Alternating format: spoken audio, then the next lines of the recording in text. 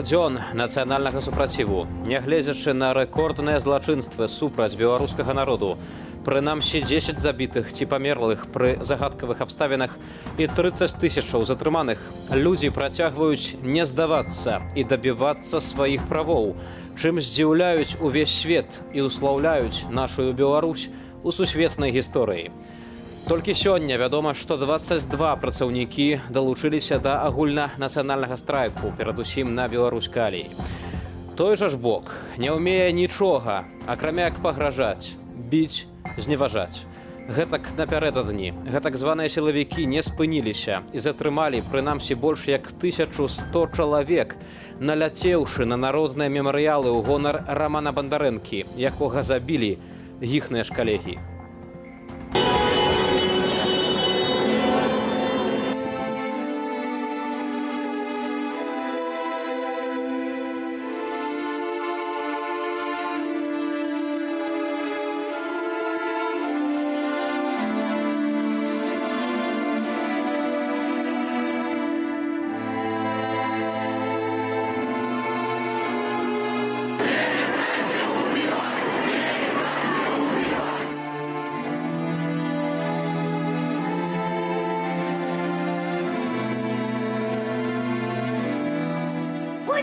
Хочешь, мы тебя порвем? Хочешь? Тебе будет приятно?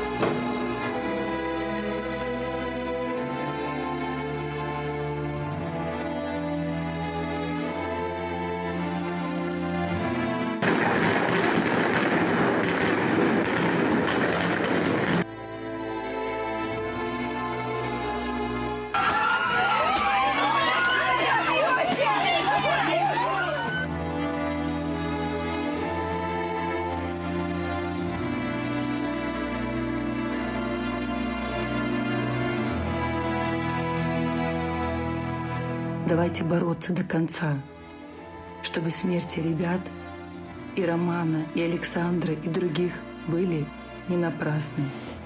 До самой победы.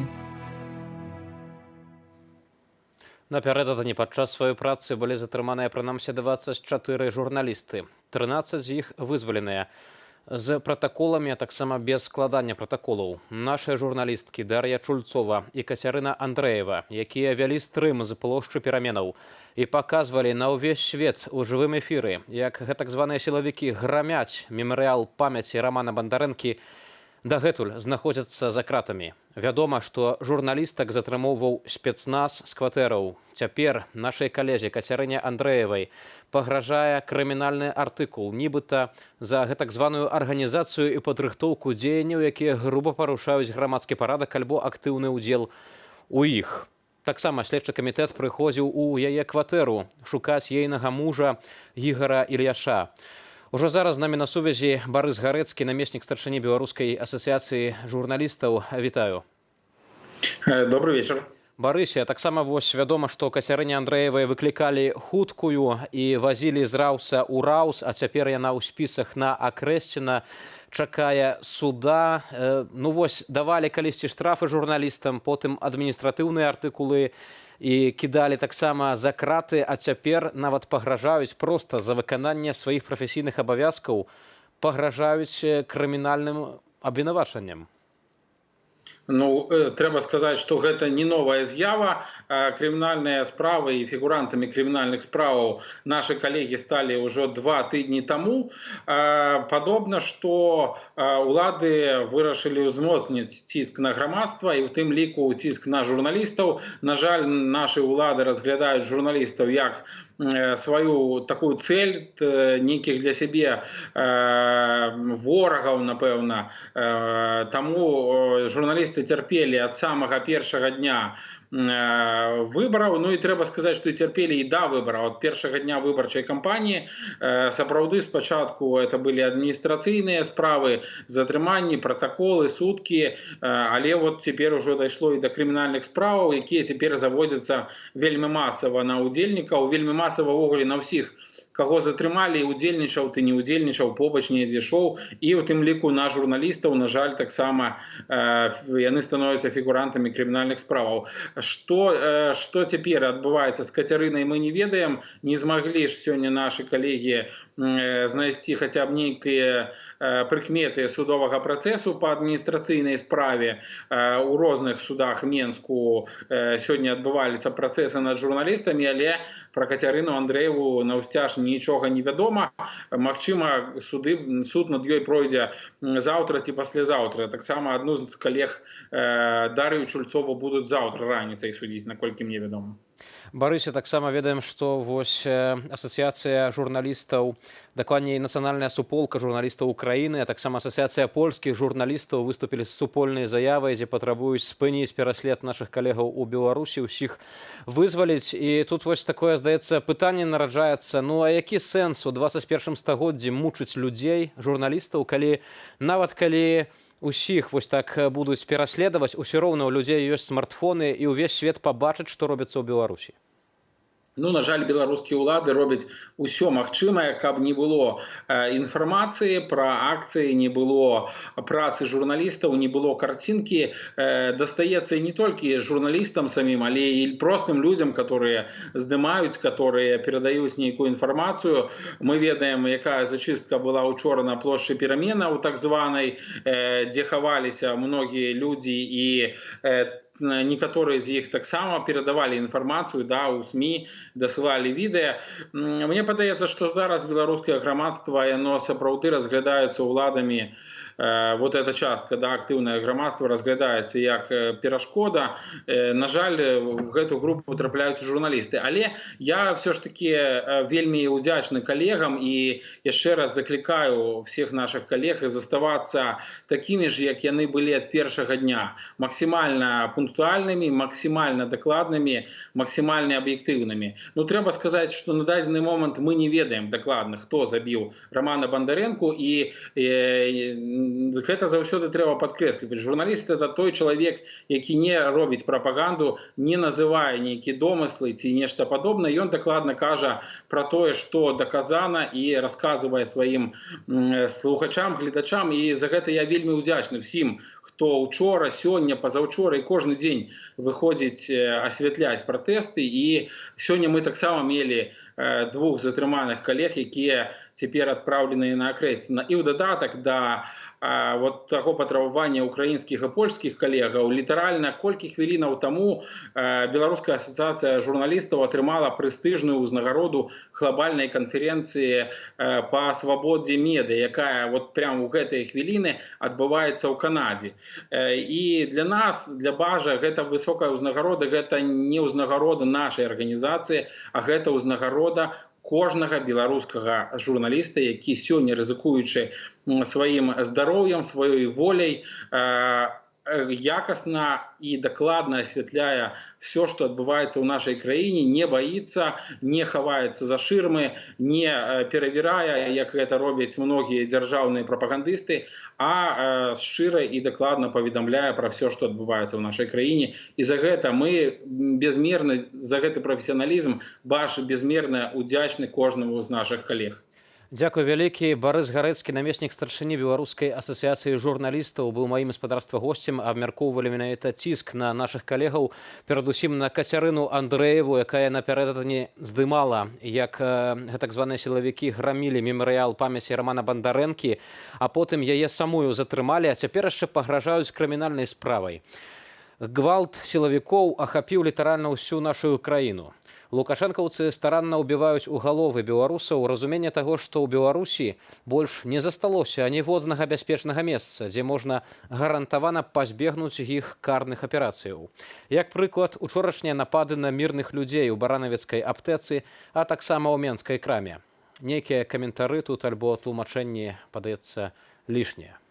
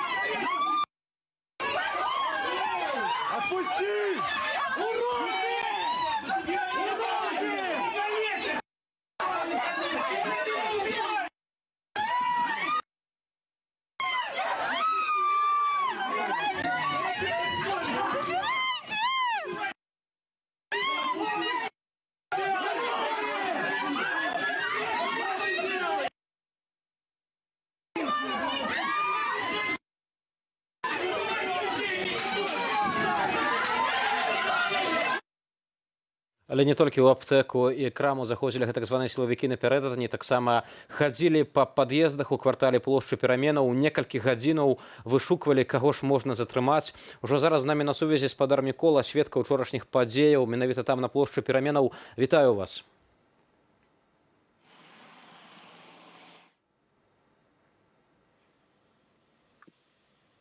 Добрый день. Мікола, хацеў бы, каб вы нам распавялі сцісла менавіта, што напярэдадні вам давялося перажыць, будучы там недалёка ад мемарыялу памяці Романа Бондаренкі. В момент, когда уже возле площади были силовики, мы стояли на балконе, на общем балконе проходном одного из домов и наблюдали за всем с высоты. И через некоторое время одна группа силовиков отошла, нам позвонили знакомые, предупредили, мы хотели уходить уже, нас предупредили, что со всех сторон окружают площадь. И буквально через несколько минут начался жесткий разгон.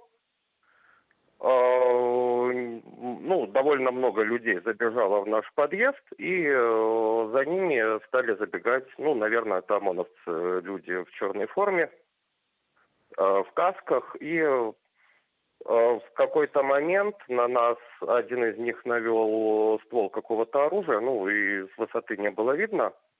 И мы тоже побежали вместе со всеми и спрятались в одной из квартир. Нам хозяин открыл дверь, и, можно сказать, нас спас, потому что, уже было слышно, что по лестнице бегут и кого-то ловят. Мікола, а падкажыце, а колькі людзей разам з вамі схаваліся тады ў кватэры і колькі часу вы былі вымушаныя там хавацца?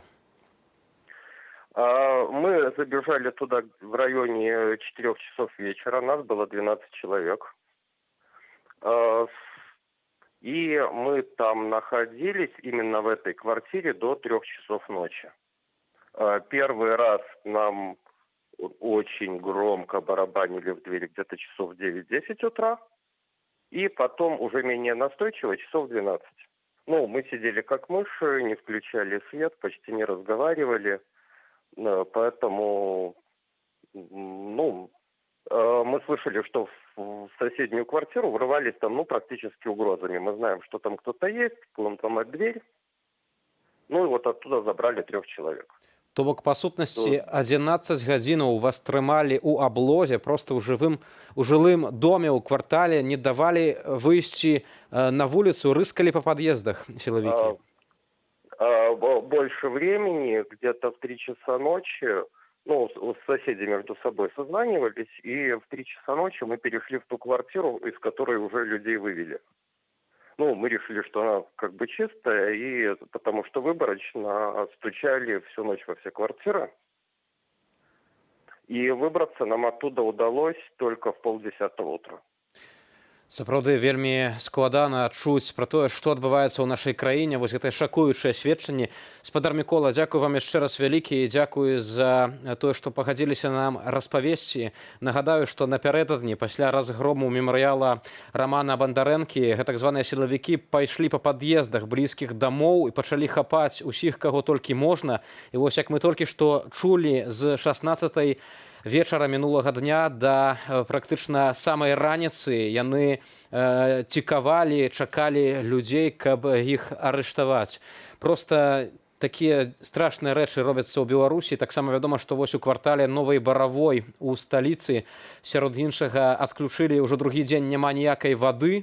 І вядома, гэты квартал сваёй пратэставай актыўнасцю, туды падвезлі спадарства, туды падвезлі прыбіральні біялагічныя, біятуалеты, расфарбаваўшы іх абразліва ў бел-чырвона-белы колер. Вось такі здзек робіцца над нашым народам. Спадарства, між тым, пасля нядзельных хапуноў сваякі і сябры затрыманых ад учорашняга вечару і да сённяшняга дня адшукваюць людзей па розных раўсах сталіцы, а таксама ў Жодзіна.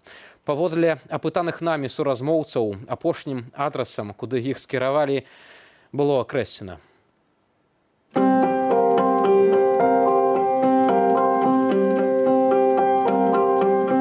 Стояла я вчера до вечера допоздна. И волонтерам ее дали, насколько я помню, честно говоря, помню не очень хорошо, но дали ее очень поздно. То есть это было где-то в районе 11-12 ночи появились первые списки.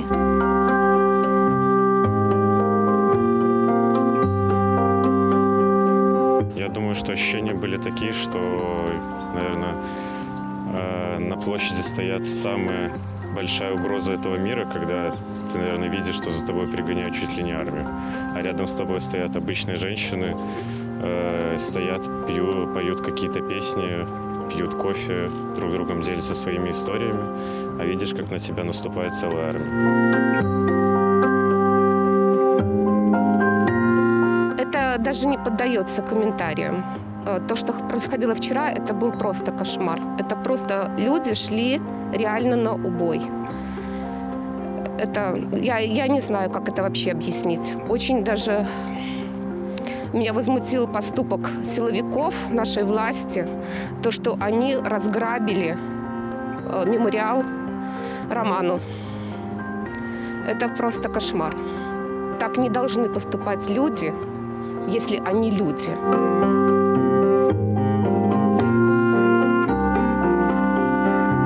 Шьют по 15, по 20 суток не менее, по 15 базовых величин, 20-50 базовых, вот так.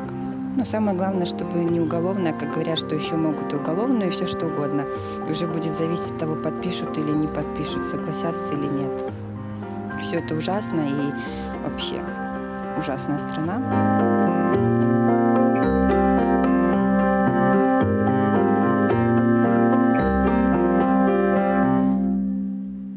Сёння ў цэнтры Менску прайшоў традыцыйны марш пенсіянераў. Акцыю назвалі «Марш жалобы па загінулых у ходзе пратэстаў», якія працягваюцца роўна 100 дзён. Сілавікі ў чарговы раз намагаліся перашкодзіць сабрацца бабулям і дзядулям, ачапіўшы плошчу Незалежнасці, закрыўшы ў будзённы дзень станцыю метро і спыніўшы аўтамабільны рух па праспекце Незалежнасці з боку Акадэміі навук. Тым не менш, нягледзячы на ўсе гэтыя пакасці, больш як 1000 пенсіянераў прайшла па цэнтры гораду, скандуючы лозунгі «Не забудзем, не даруем», «Трыбунал», «За што забілі Рому», нагадаўшы аб забойстве Рамана Бандарэнкі.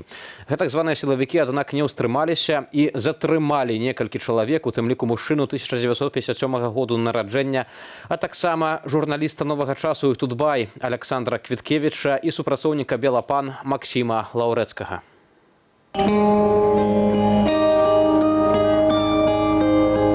Это фашизм, можно так назвать, потому что даже во время войны такого вот, сколько читаешь, не было, как сейчас. С этим надо что-то делать. Что мы можем против этого оружия? Поэтому единственное, что мы можем, старики, это вот выйти с людьми и как-то показать свое недовольство. Ложь правительства, все это вылезло наружу. То есть раньше мы этого, может быть, не видели. Вот, а сейчас правительство все больше и больше показывает свое настоящее лицо, и просто нету слов.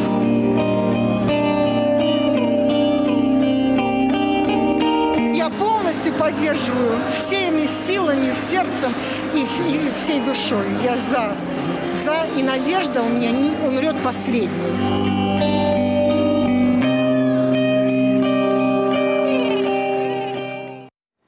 З РНПЦ маці і дзіця звальняюць кандыдата медычных навук Андрэя Вітушку.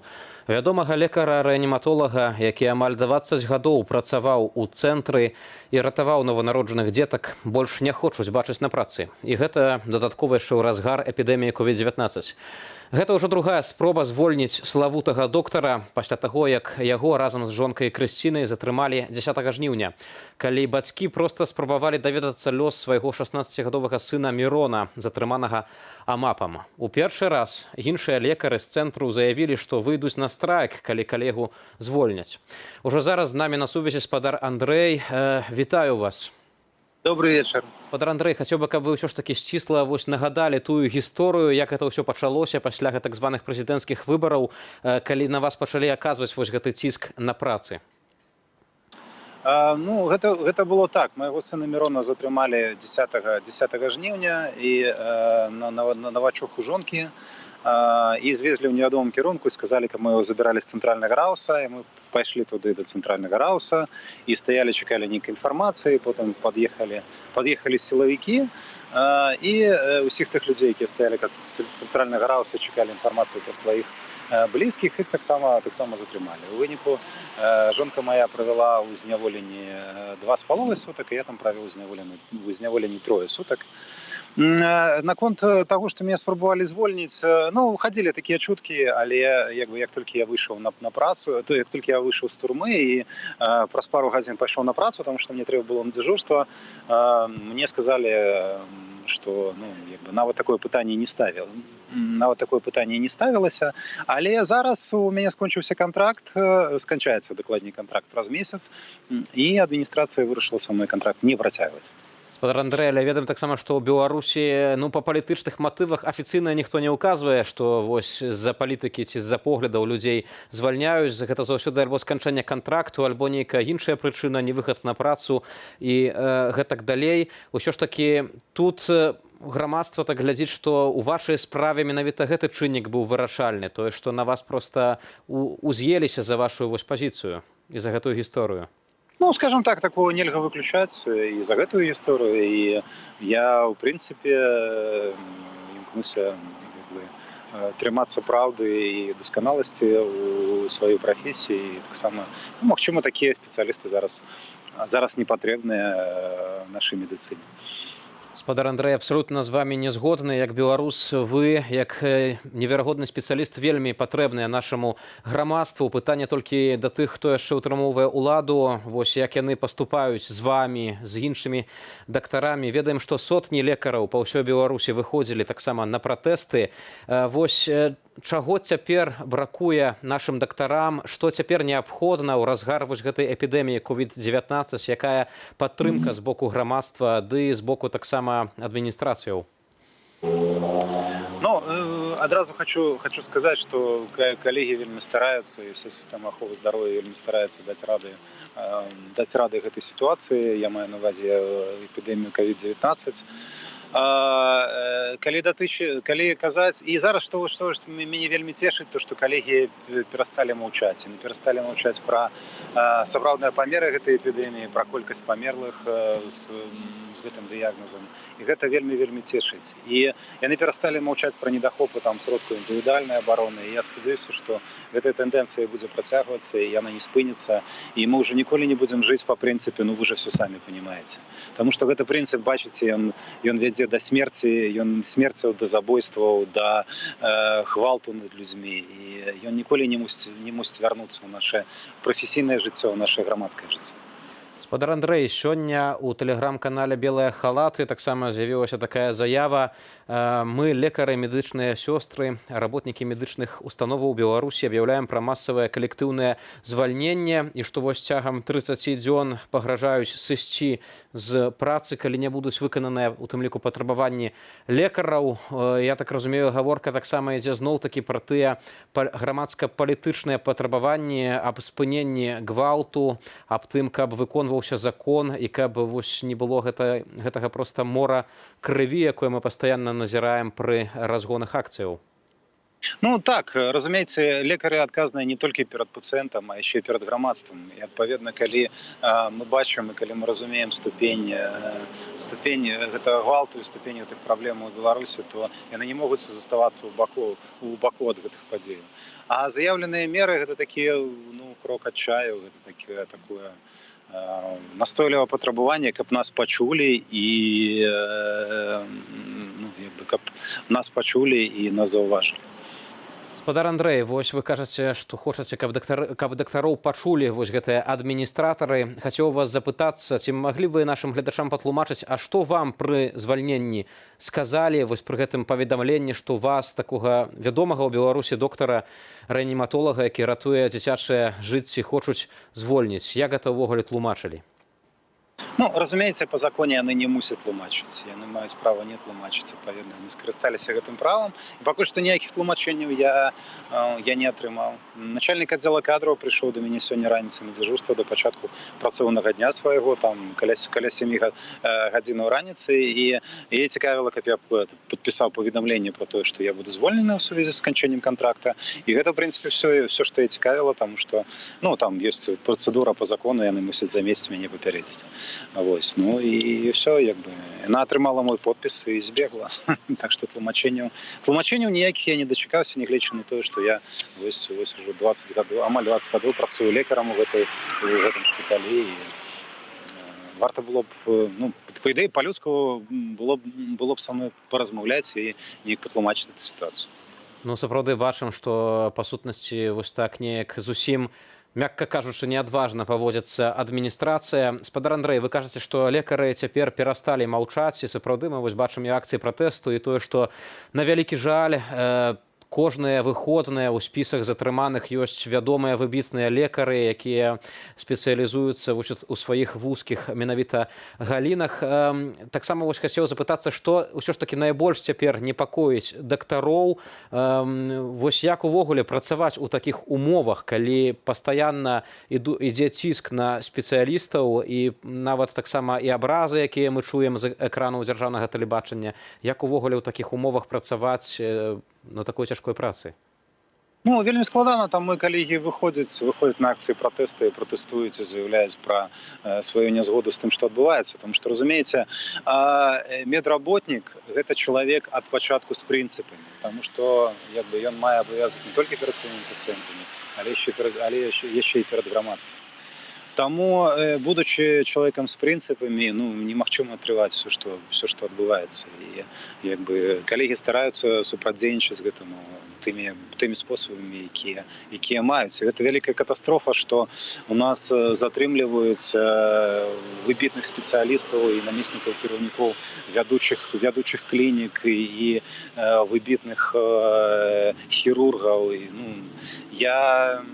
Ну, тут відавочна, што тыя людзі, якія прымаюць такія рашэнні, яны, безумоўна, не думаюць пра аказанне дапамогі і пра тых пацыентаў, якія пацерпяць ад гэтага. Спадар Андрэй, сапраўды, нам таксама вельмі непрыемна гэта ўсё сусіраць, але мы хочам таксама выказаць вам нашу падтрымку, спадар Андрэй, ад усіх нармальных беларусаў, якія бачаць, што адбываецца. Спадар Андрэй Вітушка, доктар, кандыдат медычных навук, быў маім спадарства госцем, выбітны лекар, дзіцячы рэаніматолаг, якога звальняюць з РНПЦ «Маці і дзіця» пасля практычна 20 гадоў працы. І ўсё толькі таму, што сына спадара Андрэя, 16гадовага Мірона, 9 жніўня затрымалі, і 10 жніўня паехалі бацькі Андрэй і Крысціна, каб даведацца, што з ім адбываецца. Іх таксама затрымалі, пратрымалі 3 сотняў за кратамі, і цяпер вось выбітнага спецыяліста проста звальняюць. Спадарства, на момант зазірнем таксама за мяжу. Прэзідэнцкія выбары ў Малдове выйграла Майя Санду, экс-прэм'ер і прадстаўніца праеўрапейскіх сілаў. У другім туры кандыдат апазіцыі перамагла дзейнага прарасейскага прэзідэнта і сябра Аляксандра Лукашэнкі Ігара Дадона. Майя Санду – першая жанчына-прэзідэнт у Малдове. Рэспубліку яна ўзначаліць на бліжэйшыя 4 гады. Я проголосовала за перемены, за Молдову, где люди упэўненыя ў сваёй будучыні і шчаслівыя са сваімі сем'ямі, где люди стареюць достойна. Я проголосовала за Молдову, якую мы маглі б ганарыцца. Паводле падлікаў ЦВК Малдовы Майя Санду атрымала амаль 58% галасоў. Ейнага суперніка Ігара Дадона падтрымалі крыху больш за 42% выбарнікаў. Падчас выбарчай кампаніі Санду заклікала аб'яднацца ды будаваць еўрапейскую будучыню Малдовы без алігархаў і карупцыі. Ігар Дадон папярэдне павіншаваў апанентку з перамогай, аднак свайго паражэння яшчэ не прызнаў. Спадарства, каля 30 тысячаў затрыманых за 100 дзён пасля выбарчых пратэстаў. Сухія лічбы ўсяго толькі вяршыня айсбергу болю і пакутаў, таксама зламаных лёсаў і жыццяў.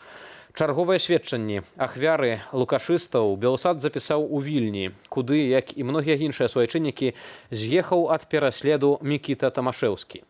З нашым суайчыннікам паразмаўляла мая калега Ганна Русінова.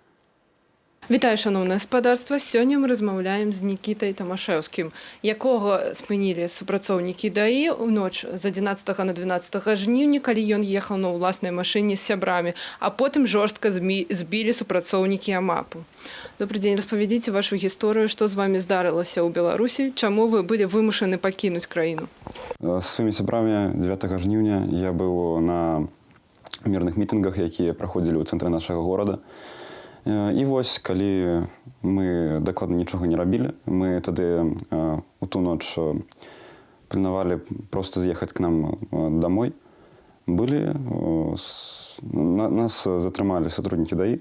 Гэта было у Мехмата БДУ, каля вакзала. Там ніякіх мітынгаў не было, нічога не было. Мы як звычайна ехалі домой. Вось. Супынілі мою машыну. Потым адразу падбеглі некалькі супрацоўнікаў АМАП, акружылі маю машыну. І з гэтага моманту я зразумеў, што нічога добрага ўжо не будзе, бо нам адразу казалі, каб мы выйшлі з машыны. Ніхто ніяк не прадставіўся, не паказаў службовае удаставеренне. І попросили выйсці з машыны, адразу рукі на капот, скруцілі, правялі обыск маёй уласнай машыны. Знайшлі там рэчы, якія они вырашылі, што я экстрэміст. Яны знайшлі ключ, каб калёсы адкручваць, знайшлі домкрат, знайшлі масла на даліўку ў двигатель. Казалі, што гэта ўсё для коктейля Молотова і каб збіваць сотруднікаў АМАПа. Тады было не смешна, але вот зараз як-то гэта з гумарам успрымаю, бо інакш ніяк. Адразу цягнулі нас да буса, да стенкі, там быў як вобыск нейкі. Білі, потым загрузілі ў бус, там быў таксама нейкі, як допрос праходзіў, пыталіся вызначыць, хто мы, з якой мэтай тут. Говорили, што экстрэмісты, і разіліся жорстка пабіць, калі не будзем адказваць на іх пытанні. У кожнага з нас была, як я зразумеў, свая праўда, бо яны трабавалі, каб мы прызналі тым, што чым мы ніяк не былі замешаны. Потым нас везлі ў Фрунзенскае РУВД, РУС, дзе самыя сумныя ўспаміны мои. Бо там супрацоўнікі з намі ніяк не размаўлялі, нас проста білі. Гэта былі нейкія пыткі, але не ведаю, як гэта даже назваць. Мабыць, як нейкая гестапа, бо у меня ў машыны былі знойдзеныя две невялічкія рацыі. Ну, звычайныя, гэта обычныя гражданскія былі. Вось.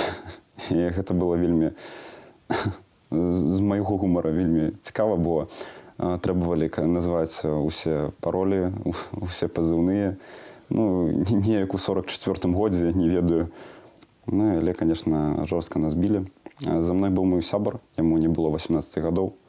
І вось за яго найбольш душа баліць, бо за што так гэтага маладога чалавека я не ведаю. Звычайны рабёнак нават ехаў домой, і вось такой падарунак ягонай мацері. Вось, потым нас цягнулі ў спортзал, дзе мы былі всю ноч без еды, без вады, з гэтымі, як правильно казаць, сцяжкі. Вось, сидзець. У гэтым спортзале мне давялося спаць стоя, бо інакш было нельзя. Потым нас звезлі ў Октябрьскі РУС, дзе мы даведаліся, што на нас заведзена крымінальная справа. Нас подозреваюць по 293 часть 3 КРБ. Гэта фінансаванне і арганізацыя масавых беспарадкаў. З таго моманту я зразумеў, што гэта ўсё. Потом был суд по административной справе, где нам дали 12 суток. Але тады у жніўні прыехала Еўракамісія на ЦП Окрэсціна, і нас пусцілі на 3 суткі. Вось мой сябар попал на Евроньюз, і потым на BBC, яго зовут Александр Вілкс. Вельмі вядомая персона, як я даведаўся. І з таго моманту шлі 3 месяцы, калі нас выцягвалі на дапросы, і пыталіся даведаць гэтую праўду. І ўсё было добра, я вельмі не хацеў выязджаць з краіны. Я думаў, што гэта справа закрыецца, бо няма ні ўлік, няма ні доказаў, бо я не віновен. Але вось у кастрычніку быў допрос, на якім я зразумеў, што гэта ўсё. Бо рыторыка следователя змянілася, і нам ўжо пачалі шыць гэтую справу. Тады я зразумеў, што трэба бегчы.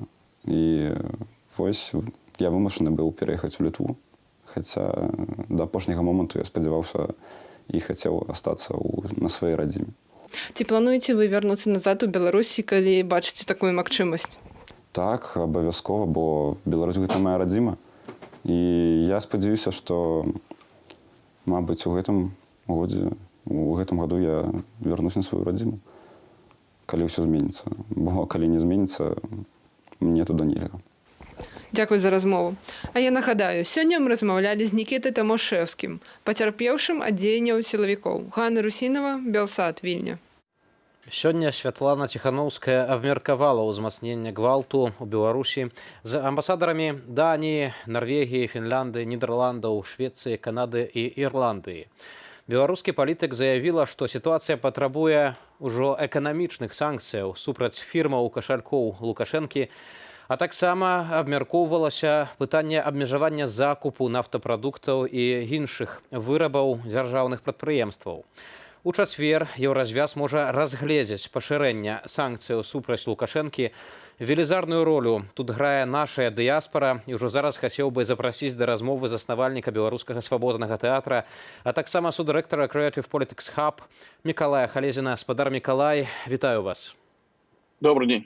Спадар Мікалай, вы, ведаю, таксама шмат робіце для таго, каб уласна звярнуць увагу заходніх палітыкаў на тое, што адбываецца ў нашай краіне. А ці вы задаволеныя вось гэтай навіной, што вось нейкія чарговыя санкцыі хочуць у чацвер абмеркаваць? Наколькі гэта адпавядала вашим чаканням?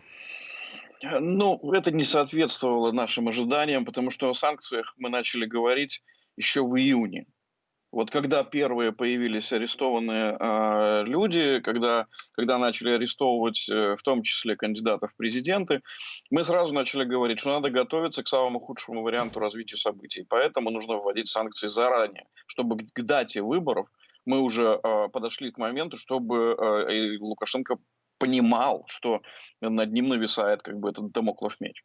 Но нам сначала говорили про ковид, потом нам говорили про августовские отпуска, и в итоге мы только в августе начали первый раунд санкций.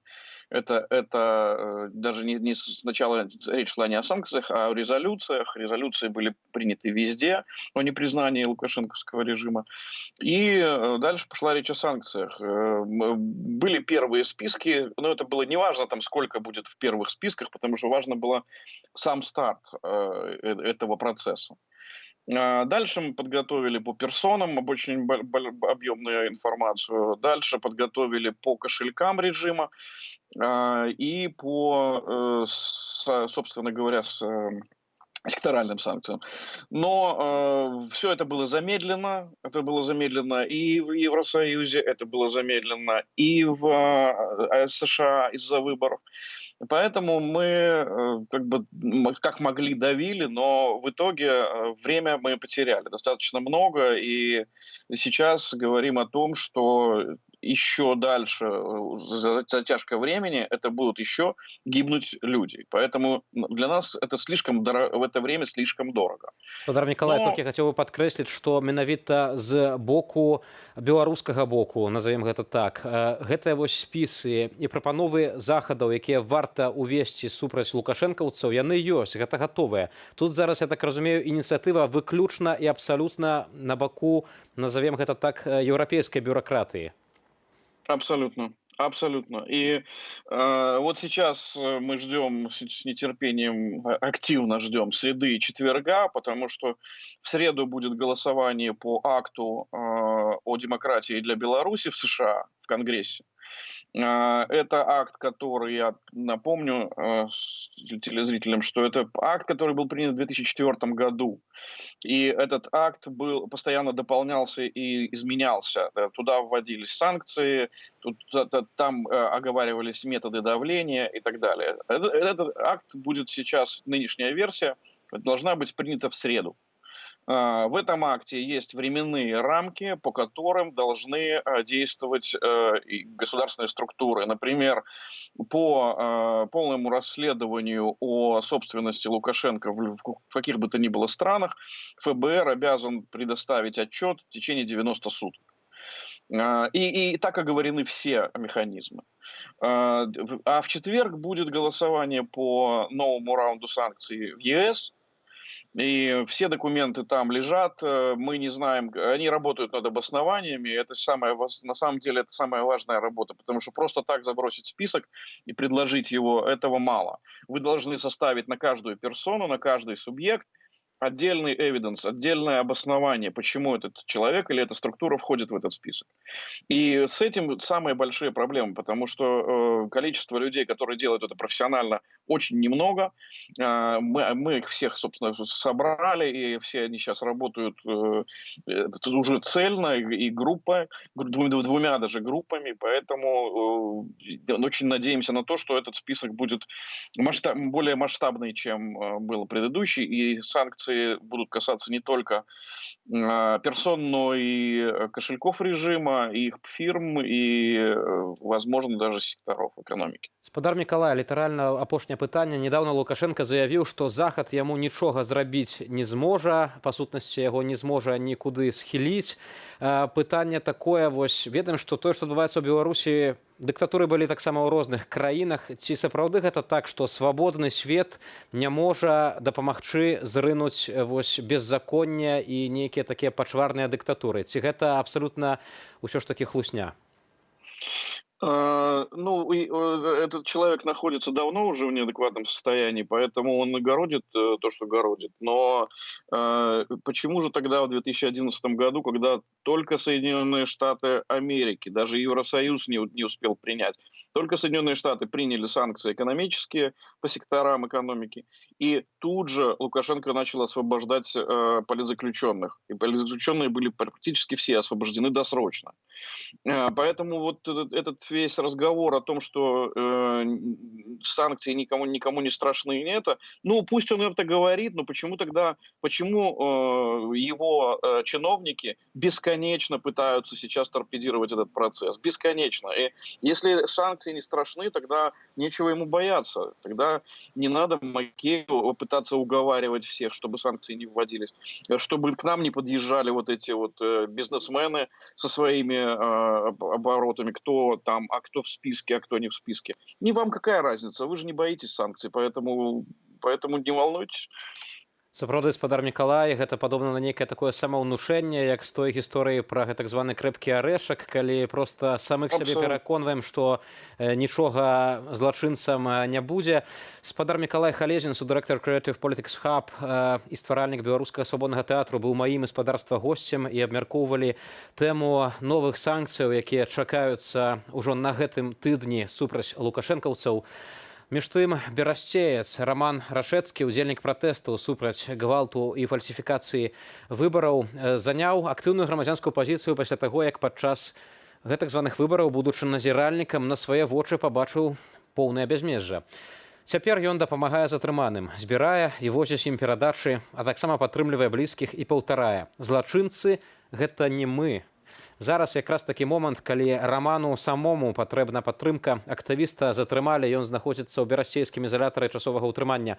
Перад арыштам мы ўсё ж такі паспелі з ім паразмаўляць. Люди сами хотят просто помогать, не знают просто как. Вот. Кто-то машину, кто-то там носочки принесет, кто-то там книжку принесет. То есть, любой, каждый человек хочет помогать. Вот. И я думаю, что каждому это приносит, какое-то удовольствие. Не потому, что там против Лукашенко там или... Вот, всего по чуть-чуть. И против Лукашенко, и вот солидарность, и беда. То есть, вот все это вот просто вот точка соприкосновения. И до недавнего времени мне даже было стыдно считать себя белорусом.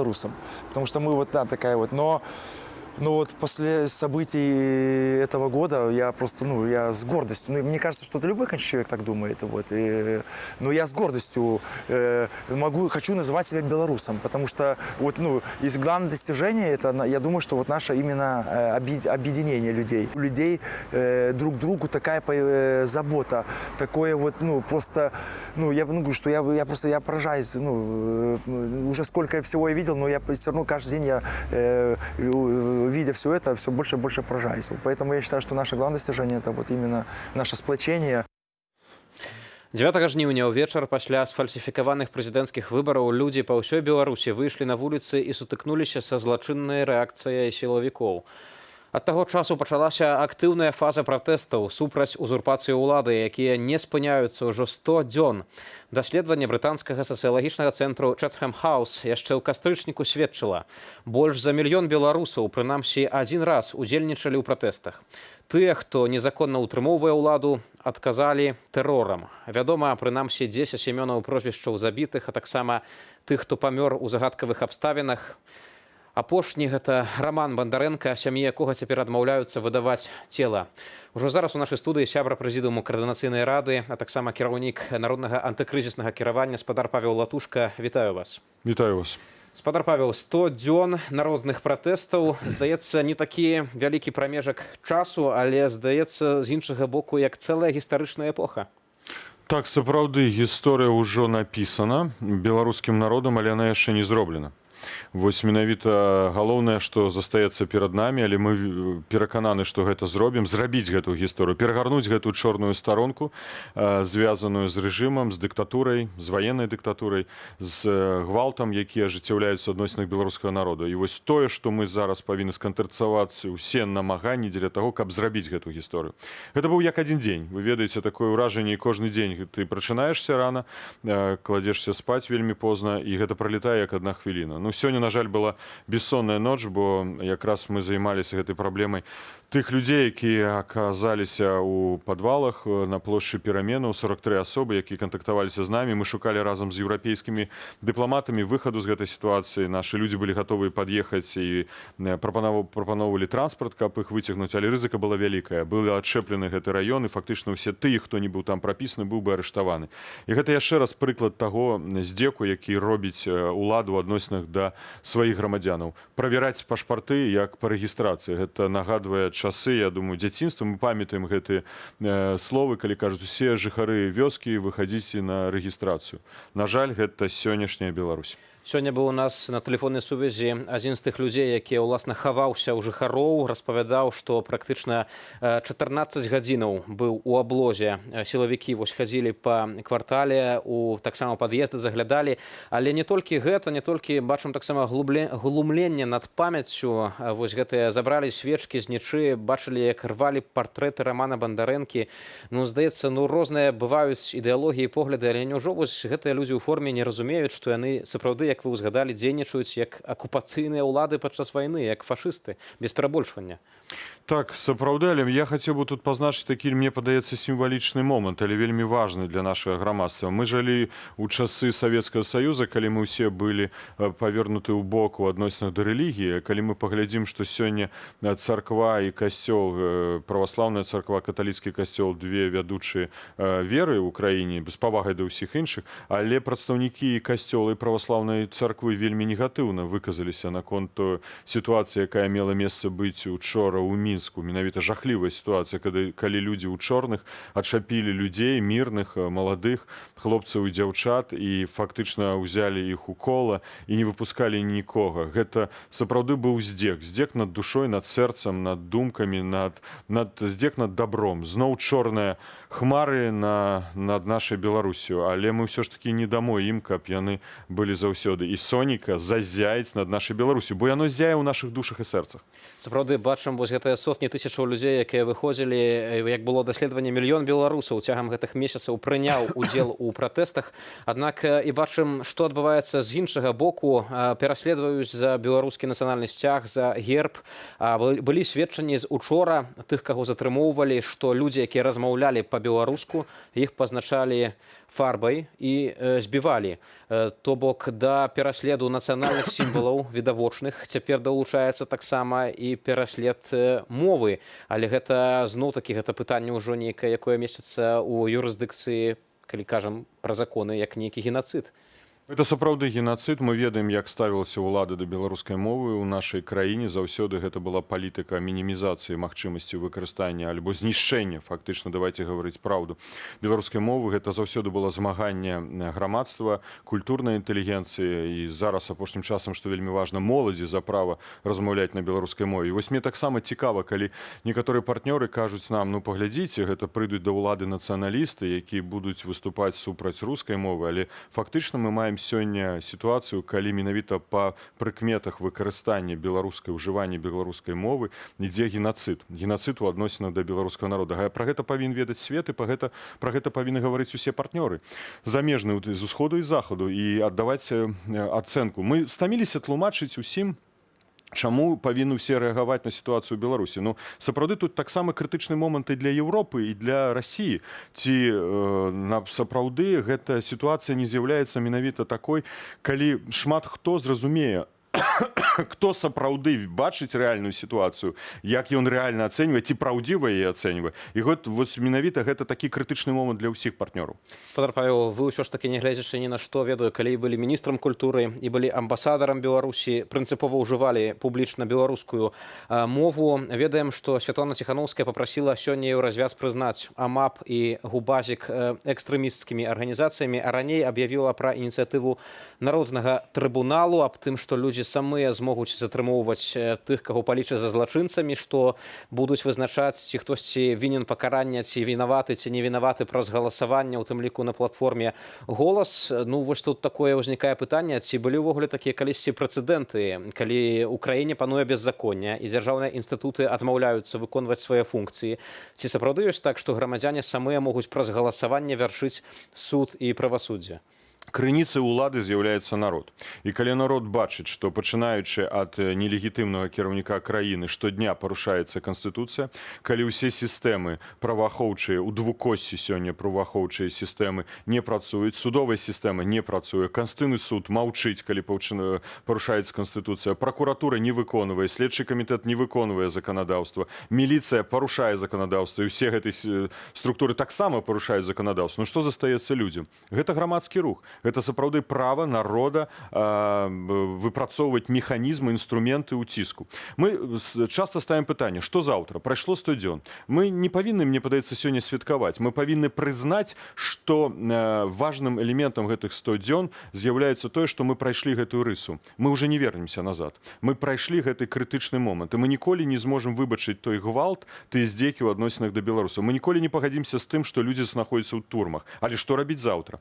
Заўтра трэба, напэўна, як не было цяжка. Зразумела, што гэта вельмі складаны момант, калі столькі людзей затрымліваюць, тысячы людзей затрымліваюць, але пратэсты павінны быць. Павінны шукаць мы тыя выхады, калі менавіта будзе агульная згода. І я таксама думаю, што тут можна выкарыстаць інструменты і гэтай платформы «Голас», каб людзі вырашылі, які пратэст будзе найбольш эфектыўны. Трэба ціск з боку ўсіх міжнародных інстытутаў, еўрапейскіх, амерыканскіх, і вось менавіта ў акце аб дэмакратыі, праект якога ўнесены ў Кангрэс ЗША на гэтым тыдні прадугледжваецца прызнанне санкцый у адносінах КДБ, Міністэрства ўнутраных спраў і акрэслена дакладна ОМОН, менавіта як структура, як адзінка, якая выконвае ўсе гэтыя злачынныя загады, усе спецыяльныя службы. Так што такія рухі ідуць. Ну і зразумела, гэта дыялог. Але дыялог пра што? Дыялог толькі пра адно. Калі ён павінен адляцець самалётам, як мы называем, да? Калі ён павінен перапыніць рэальнае выкананне сваіх функцый, бо юрыдычна ён уже з'яўляецца грамадзянінам Беларусі. Калі ён грамадзянін Беларусі, таксама ёсць правы інструменты рэагавання на гэту сітуацыю. Грамадзянін незаконна прысвоіў уладу, ён незаконна парушае ўсе заканадаўчыя акты, ён павінен прыцягнуты быць да адказнасці. Спадар Павел, калі вяртацца 100 дзён назад, 9 жніўня, так званыя прэзідэнцкія выбары, і памятаем, што тады людзі выйшлі на вуліцы, і гэта было нават без заклікаў палітычных лідараў, бо ўжо многія былі тады палітвязнямі. Святлана Ціханаўская і ейны штаб заклікаў толькі прыйсці на ўчастак і прагаласаваць па сутнасці. Але людзі ўсё роўна выйшлі, назовем гэта так, была такая нізавая ў пэўным сэнсе арганізацыя, людзі выйшлі па ўсёй краіне, каб пратэставаць. І тады гучалі такія галасы, што вось усё ж такі не хапае нейкіх рашучых заяваў ад лідараў, што нам трэба рабіць, што далей і як дзейнічаць. Ведаю, што вось народнае антыкрызіснае кіраванне прапануе два сцэнары па тым, як вось выйсці з крызісу. Канстытуцыйны, ён такі, падаецца, больш як утопія, калі Лукашенко сам адмовіцца ад сваіх паўнамоцтваў, але ёсць яшчэ адзін варыянт грамадска-прававы. Гэта, што Святлана Ціханаўская павінна аб'явіць сябе прэзідэнтам, прыняць прысягу, фармаваць, па сутнасці, ўрад, органы ўлады. Гэта значыць таксама аддаваць загады, але пытанне, вось, калі Лукашенку застаюцца верныя ўсё ягонае атачэнне, якія ўсё яшчэ ўзурпуюць уладу. Ці што рабіць Святлане Ціханаўскай, на вашу думку, тады? Ці трэба ствараць паралельныя органы ўлады, ствараць нейкую паралельную сетку? Як это ўвогуле магчыма? Ну, вы шмат пытанняў паспрабавалі паставіць у адным. Што тычыцца адказнасці лідараў. Дарэчы, мне сёння адзін чалавек таксама напісаў смс з Беларусі з разуменнем таго, калі вы заклікаеце людзей выйсці на вуліцу і калі, на жаль, людзі церпяць, гэта наша маральная адказнасць. Гэтай маральнай адказнасцю трэба жыць ўсё жыццё. І гэта лідар, калі робіць гэта, ён бярэ гэту маральную адказнасць. Вельмі важна, каб грамадства гэта разумела. Бо лідары, прымаючы эту адказнасць, нясуць пазней і, можа, і ўнутранае такое кару, пакаранне за тое, што яны заклікаюць людзей выходзіць, весці барацьбу. І мы вельмі спадзяемся на гэта разуменне. Бо інакш тады можна заклікаць: не, сядзіце дома, нічога не рабіце. Ну што ж, мы нічога не зробім, нічога не зменім. Альбо займаць канкрэтную пазіцыю. Так што тут вельмі важна згода ў грамадстве ў гэтым кантэксце. Што тычыцца варыянтаў. Ну вось давайте возьмем з вами телефон. Открываем телефон, у вас ёсць. Глядзім Телеграм-канал. І чытаем у гэтую хвіліну: Лукашэнкі няма ў краіне. Што мы робім? Мне адзін чалавек сказаў: сажуся ў аўтамабіль і еду ў Беларусь. Добра, прыехалі ў Беларусь. Сёння сказалі іншыя: открываем і п'ем шампанское. Я кажу: а я не буду піць шампанское. Бо я павінен, такія людзі, як побач са мной, тыя людзі, якія далучацца, альбо мы далучымся да нейкай структуры ініцыятывы, павінны ўзяць сітуацыю пад кантроль, бо будзе ўнутраны рэванш, будуць знешнія сілы, будуць фактары, якія будуць дэстабілізаваць сітуацыю ў краіны. Ведь менавіта народнае антыкрызіснае кіраванне напісала сцэнары, як гэта павінна выглядаць з пункту гледжання дзеючай канстытуцыі і з пункту гледжання грамадска-прававой, скажем, формы. Зноў-такі, міжнародныя пасярэднікі, калі яны ўключаюцца ў працэс, ім трэба пакласці форму. Як гэта будзе выглядаць? Мы ведаем Расію, як ацэньвала на сітуацыю ў краіне. Яна лічыла гэта антыканстытуцыйным пераваротам. Зноў-такі ўзнікае пытанне. Таму мы апрацоўваем варыянты. Гэта не значыцца ідэальныя варыянты. Абсалютна. Можа быць 3, 4, 5. Але варыянты ўжо павінны быць на стале. Але самае важнае, каб ўсё ж такі грамадзяне Беларусі не здаваліся. Дзякуй вам вялікі, спадар Павел Латушка, сябра прэзідыуму Каардынацыйнай рады, таксама кіраўнік народнага антыкрызіснага кіравання, быў маім спадарства госцем у гэты вечар. Я, Вітаўт Ціўчык, на сёння з вами развітваюся. Пабачымся ў наступных эфірах.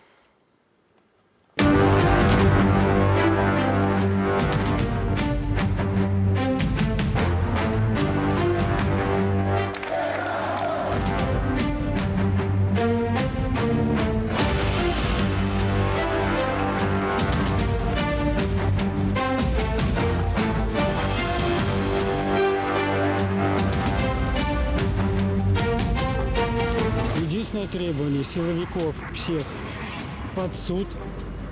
Не надо быть жестоким. То, что положено им по нашим законодательствам, но они все должны ответить. Президент в первых рядах.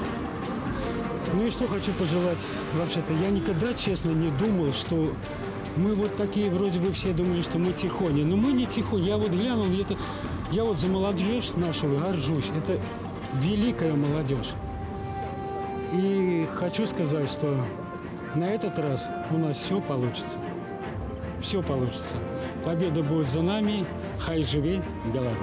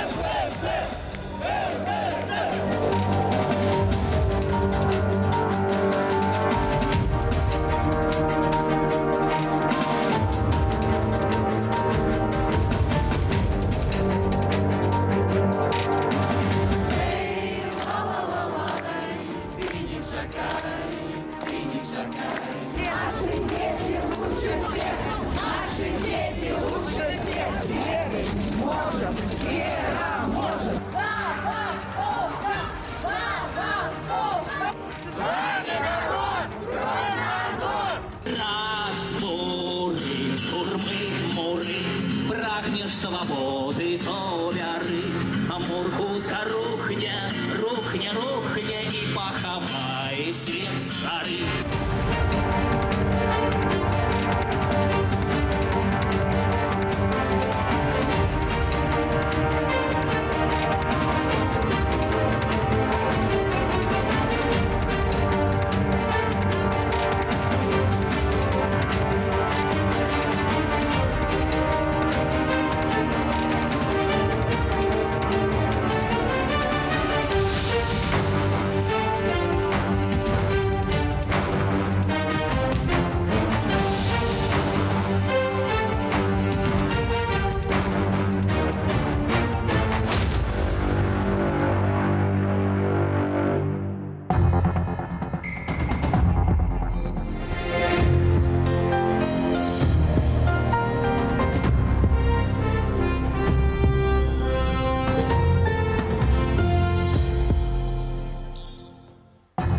Супрацьстаянне, нягледзячы на звальненне, гвалт і арышты. 100 дзён з прэзідэнцкіх выбараў трывае пратэст за Беларусь без Лукашэнкі. Галоўныя навіны дня падсумуем у аб'ектыве. З вами Юлія Лабанова. Добрый вечар.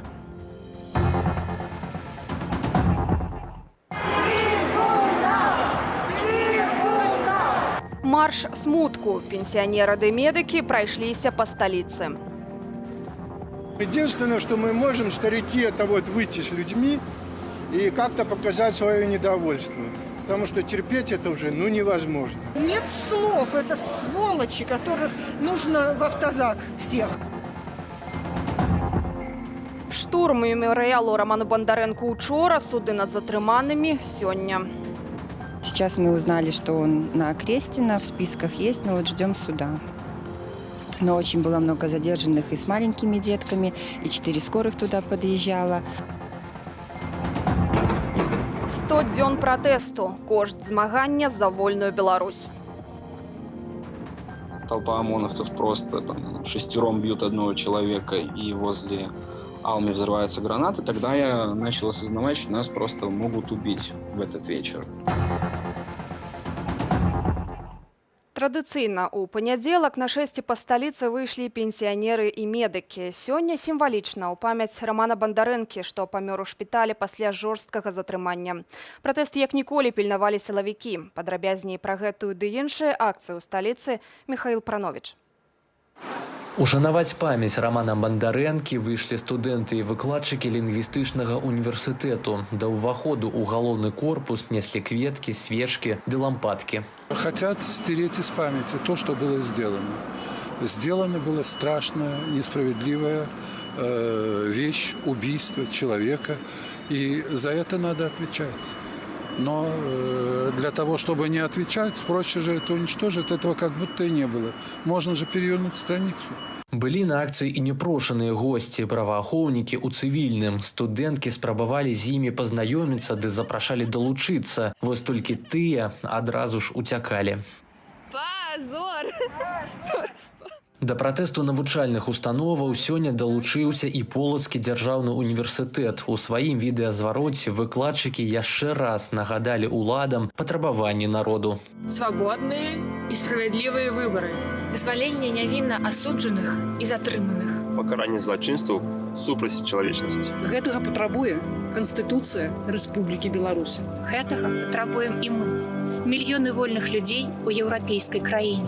Беларусь, прачынайся. Чарговы раз больш за 1000 чалавек далучыліся да маршу пенсіянераў на праспекце Незалежнасці. Да звыклых лозунгаў «Жыве Беларусь» і «Вера, можам, пераможам» дадаўся «Я выходжу» – тэкст апошняга паведамлення Рамана Бандарэнкі. Для многіх з удзельнікаў маршу ягоная смерць стала асабістай трагедыяй. Это ужасно. Это просто невозможно передать словами мое отношение к этому безобразию. Это просто нет слов. Ложь правительства, все это вылезло наружу.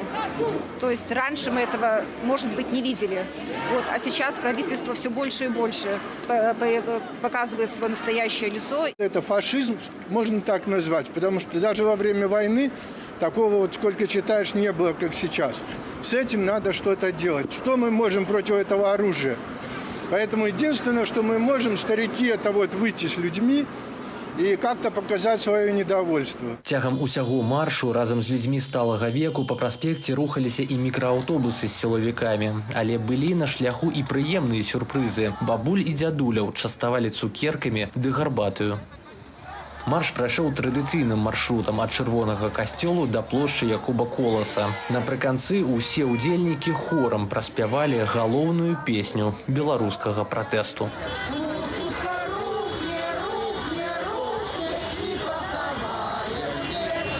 Михаил Пранович, Белсад.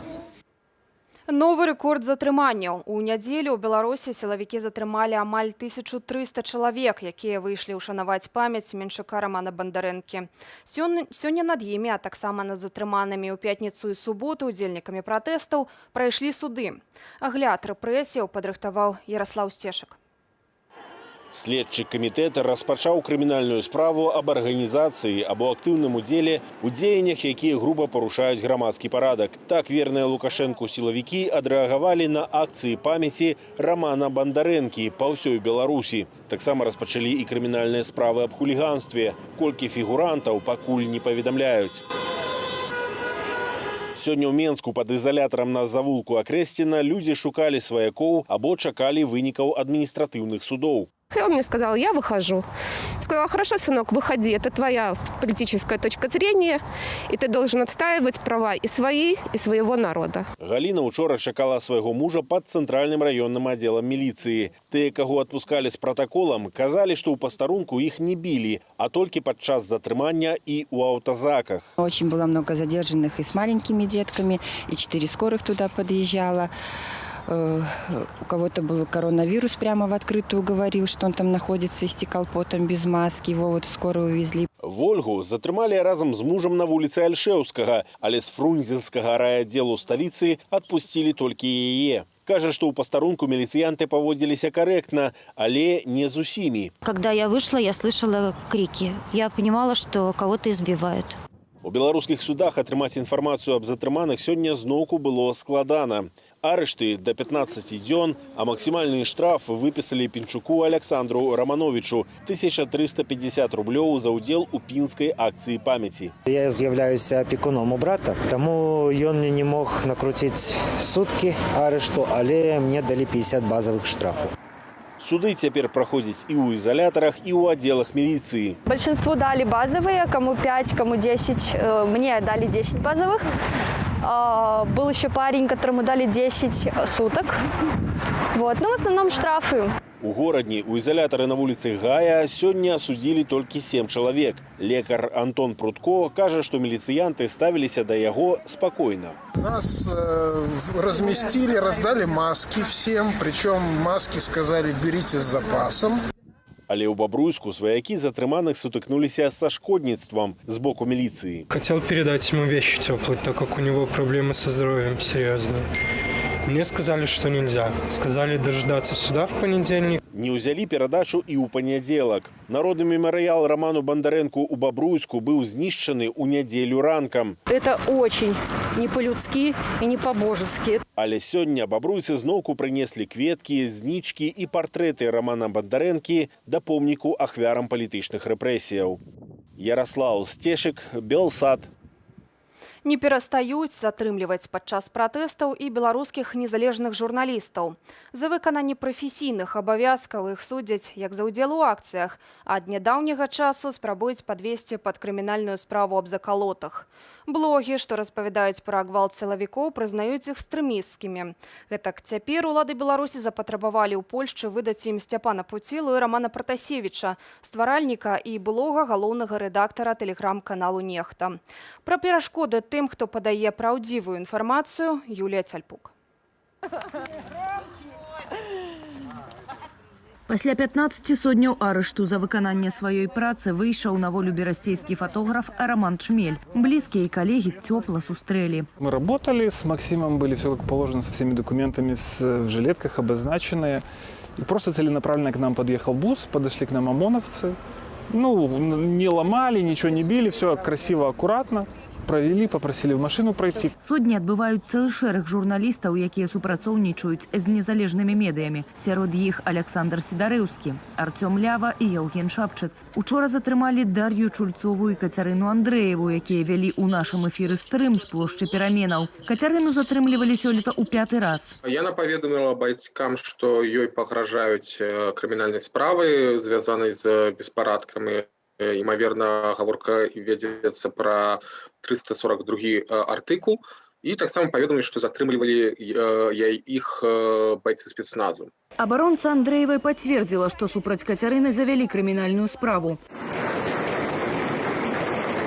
Падчас асвятлення акцыяў памяці забітага на плошчы Пераменаў Рамана Бондарэнкі затрымалі агулам 24 журналісты з Менску, Горадні, Пінску і Віцебску. Улады разглядаюць журналістаў таксама як перашкоду для сябе, і таму ўключаецца вось гэты механізм таксама і крымінальнай справы.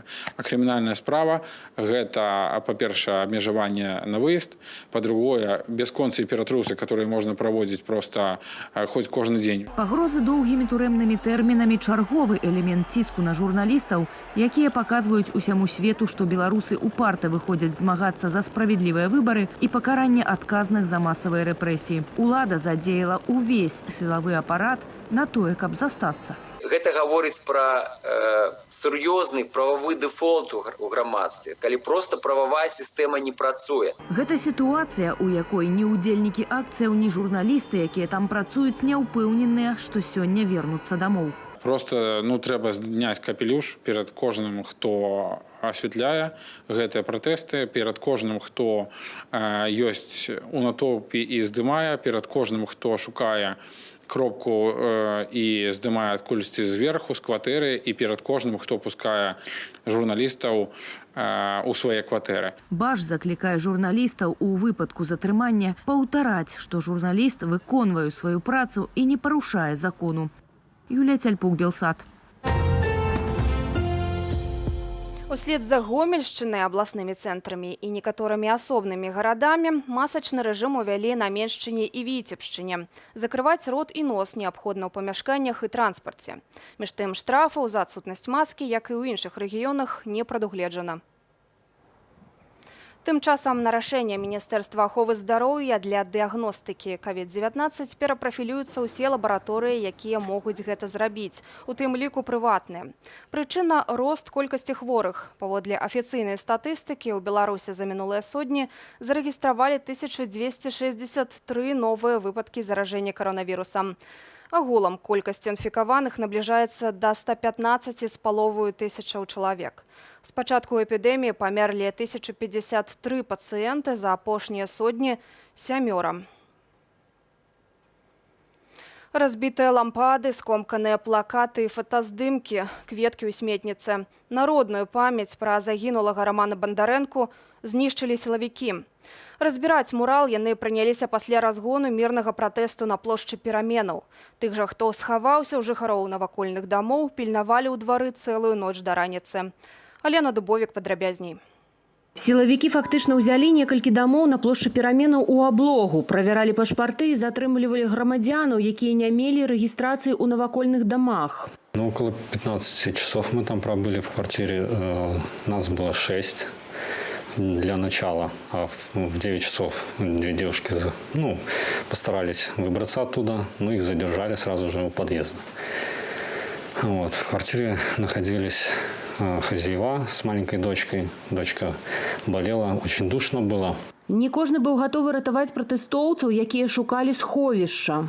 Один этаж пробежали, нам там не открыли, хотя слышно было, что подходили к дверям, и собака лаяла, и там дети. Мы паразмаўлялі з 8 людзьмі, якія правялі ноч у чужых кватэрах. Усе яны распавядаюць, што сілавікі грукалі ў кватэры некалькі разоў за ноч і пагражалі выламаць дзверы. Юрыст кажа, што ў пэўных сітуацыях дзверы сапраўды могуць узламаць.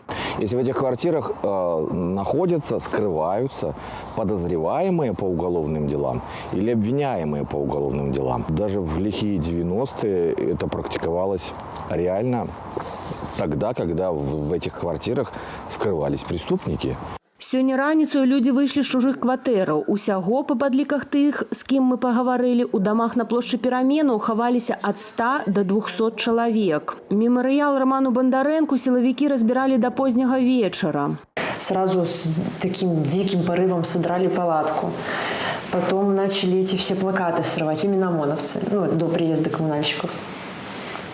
Причем я заметила такую вообще низкую, аморальную, наверное, ситуацию. Срывал плакат и фотографировался. Кветкі ды знішы перавезлі на паўночныя могілкі. Кветкі стаяць у вёдрах без вады. У сметніцы ляжыць партрэт Рамана Бандарэнкі. У адміністрацыі цэнтральнага раёну заявілі, далікатна пераносіць кветкі, знішы ды іншыя прынесеныя гараджанамі рытуальныя прадметы ў спецтэхніку, якая адвозіць іх на адмыслова вылучаны ўчастак на паўночных могілках. Паводле жыхароў плошчы Пераменаў мемарыял плануюць аднавіць, але пакуль сітуацыя там неспакойная. Мы не можем показать вам площадь Пераменаў зблізку. Здымаць там небяспечна. Нават цяпер о 3 гадзіне дня тэрыторыю патрулююць 6 міліцыянтаў, а ў двары стаяць міліцэйскія бусы.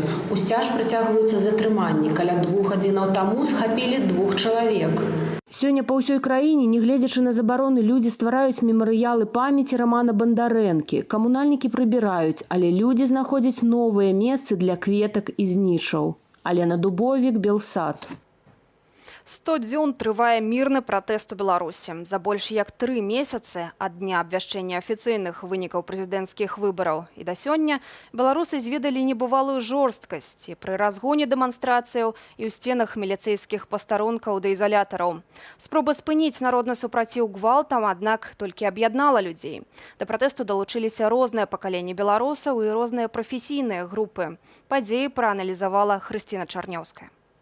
9 жніўня тут ля стэлы разгарнуліся бадай самыя жорсткія падзеі таго дня. Супраць людзей ужылі святлошумавыя гранаты, гумовыя кулі. Іх збівалі пры затрыманнях. Менавіта адсюль пачаўся беларускі пратэставы рух. І на наступны дзень людзі выйшлі на мірныя пратэсты ў розных частках Менску і сутыкнуліся з гвалтам і жорсткасцю сілавікоў. Вечарам 10 жніўня ля станцыі метро Пушкінская стрэлам ва ўпор забілі Александра Тарайкоўскага. І гэта не адзіная ахвяра тых дзён. Наш суразмоўца Зміцер атрымаў адразу 2 кулі ў лёгкае ад стрэлу ў спіну. З аўтазака яго забрала хуткая. Именно 11 вечером, когда я увидел своими глазами, опять же, на Каменной горке, когда толпа ОМОНовцев просто 6 бьют одного человека, и возле Ауме взрывается граната, тогда я начал осознавать, что нас просто могут убить в этот вечер. Праз пару дзён беларусы пабачылі яшчэ большы маштаб жорсткасці, калі з Акрэсціна пачалі выходзіць збітыя і затрыманыя і распавядаць пра гвалты, катаванні з боку сілавікоў. Гэта толькі ўзмацніла пратэставы рух. Ён набыў тэматычнасць. На маршы пачалі выходзіць рабочыя прадпрыемстваў, медыкі, жанчыны, людзі сталага веку, людзі з інваліднасцю, ды і студэнты. Зачем нам было ходить голосовать, если эти голоса куда-то там делись? Ну, как бы начиналось все с этого. Ну, а дальше уже пошло, что я как бы видел, что творится. То есть, понимаешь, что человек может всю жизнь там работать как бы на государственной, а потом его могут затоптать как бы в грязь. З часам штодзённы пратэст адышоў з цэнтральных вуліцаў на лакальны ўзровень. У шмат якіх сталічных дварах пачалі ладзіць сустрэчы, культурніцкія імпрэзы. Людзі арганізоўваліся ў суседскія супольнасці, ды на вялікія нядзельныя маршы пачалі хадзіць цэлымі раёнамі. Разрастанне пратэсту унутр людзей, унутр свядомасці, сэрцаў, яно адбылося досыць хутка. І в першую чаргу, я думаю, што дзякуючы гвалту, які чалавек з садысцкімі здольнасцямі проста не ў стане спыніць. Яшчэ адной рысою падаўлення беларускага пратэсту ёсць рэпрэсіі ў дачыненні журналістаў. Беларуская асацыяцыя журналістаў паведамляе пра 360 выпадкаў затрымання калегаў ад пачатку жніўня. Двойчы быў затрыманы і адседзеў 11 сотняў за кратамі фотограф Александр Васюкович, што мае досвед працы ў гарачых кропках. На Донбассе была самая большая опасность, что тебя где-нибудь издалека обстреляют, из какой-нибудь артиллерии, миномета или системы залпового огня, и ты даже не будешь никого видеть, а в остальном, более-менее спокойно. Ты передвигаешься, нет такой угрозы, что тебя будет хватать там каждый встречный. Агулам вядома больш як пра 27 тысячаў затрыманых за ўвесь час пратэстаў. На мірных дэманстрантаў склалі 24 тысячы адміністрацыйных пратаколаў і завялі больш за 900 крымінальных справаў. Пры гэтым ніводнай крымінальнай справы ў дачыненні сілавікоў за гвалт і забойствы так і не ўзбудзілі. Хрысціна Чарняўская, Белсат. Прэзідэнцкія выбары ў Малдове выйграла Майя Санду, экс-прэм'ерка і прадстаўніца праеўрапейскіх сілаў. У другім туры яна перамагла дзейнага прарасійскага прэзідэнта Ігора Дадона.